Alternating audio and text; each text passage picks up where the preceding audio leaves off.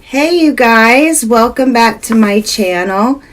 I am a little upset. My filter went out on me earlier this week and I thought to myself, well actually that's a good thing because I did not like the filter I was using on my 20-gallon tall. So I got myself a Aqueon Quiet Flow filter.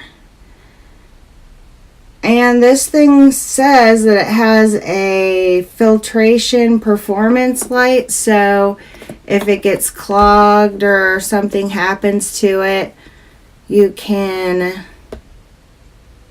be notified. However, I'm going to keep an eye on it anyway. I trust, that the technology might be good, but I've had a filter go out on me before and it was absolutely devastating. So, it also comes with like a specialty filter pad as well, which I think is pretty neat. It has one that can do an ammonia reducer, one that removes just the carbon, and one that's a phosphate remover. So you can pick which one you want to supplement with the cartridge that it comes with. And then it says it has a 5-stage filtration system as well. So I thought I would give this a try. It looks pretty good. So if y'all bear with me, we're gonna put this thing together. Yeah, that should be funny. And then I'll show you guys the end result. Okay, so first things first, it says to check the filter for any signs of damage during shipping, which I don't see anything like that so far. It looks good. Here is the filter pad stage that's extra with it, which you can add that piece in as well if you would like. So they've got this taped down here. Okay.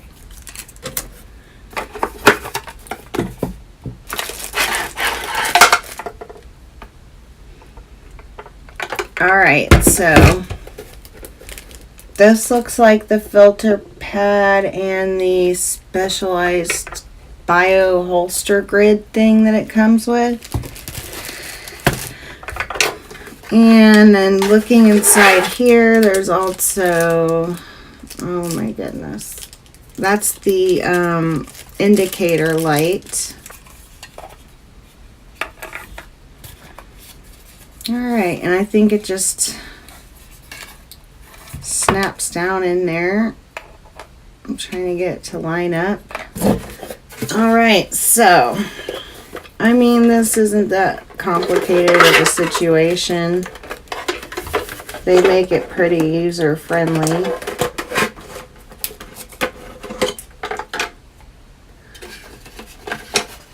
And of course we've got the end of the hang on back filter that goes inside the water here. It screws on like so. But yeah, that's pretty neat. But I've got to rinse this off, before I attempt to put this in my fish tank. And this, of course, goes in the outlet. And so, yeah, you just put the filter in and let's see here, the top back on.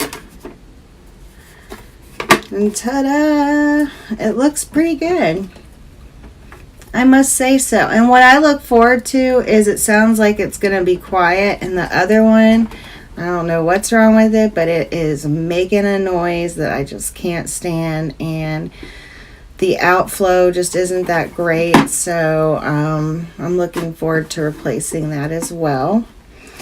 Also, I had some Platy Babies, and I'm super excited about that because this is the first time I've had baby Platies, and they are adorable. In fact, I've decided to upload the mother giving birth to one of them. I caught it. And one of them still had the egg sac attached, so that was really cool to watch as well.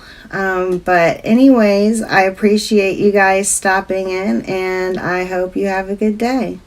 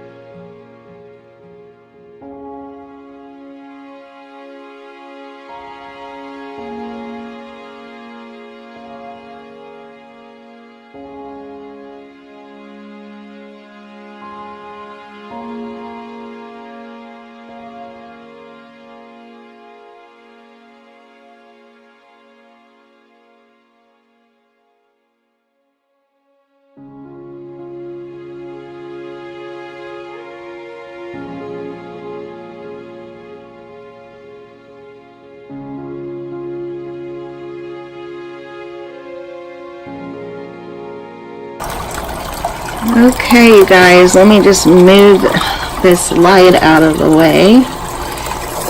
And what you see here is the lid to the breeding tank, because I like to put it on and get it cleaned out and dump all the fish poop out without dumping the fish out. So it's actually very, very helpful piece of that, which I need to get a new one, because since it's so close to the top of the water and the light, it has an algae growth going on. So I mean, they're pretty reasonably priced, so I don't mind spending the money on getting a new one. But yeah, so look at the surface agitation on this thing. It's great, and it's not quite as quiet as I thought it would be, but it's better than the other one by far. And this right here is where you would put that platform with the extra filter. But right now I'm treating the tank with my favorite stuff, which is Artemis Microlift. And the reason being is I prematurely let some of the guppies out of the breeding box, because it was just getting a little crowded, and I had some new Platy Babies that were very small, and they were picking on them, so I let them out. And long story short, there we go. one of the babies got nipped at.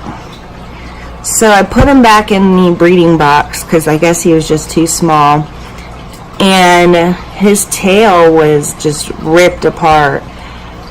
Unfortunately, he didn't make it, but his twin Guppy Fry, whatever you want to call him, got put back in there.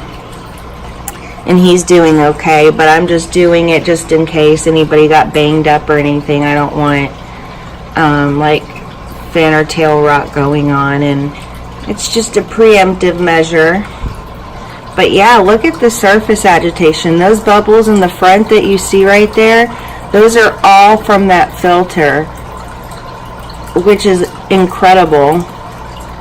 So I've got all kinds of aeration in here, and I'm getting this Java moss out slowly but surely because it just eventually it detached from the rock, and I don't like the way it's looking. So I'm gonna order some more Java I'm gonna order some more Java moss and reattach it a little bit better this time, because I think that's contributed a little bit to this little bit of algae growth going on. So yeah, I know that you guys might be getting, annoyed with me about, showing just this tank, but this by far is my favorite project that I have currently. I love my other tanks equally, but this one has just seemed to be a challenge for me. In a sense, I had my Corydoras here. Let's see if I can get one. They laid eggs, and I got most of them out in time before they ate them, and then I put them in a breeder box. Had one of my bubblers on there, and they didn't make it. So anybody that has experience in Corydor eggs knows that it's probably not the easiest thing to do, so I'm just waiting on that to happen. And if the breeding continues on in here, I'm going to have to obviously get another tank, because that's just not going to cut it. I mean, it's a nice size for the type of fish that are in here, but as you can see, I'm getting fry like weekly now, and I was very surprised about the Platy Babies. So anyways, thank you guys. Have a good day.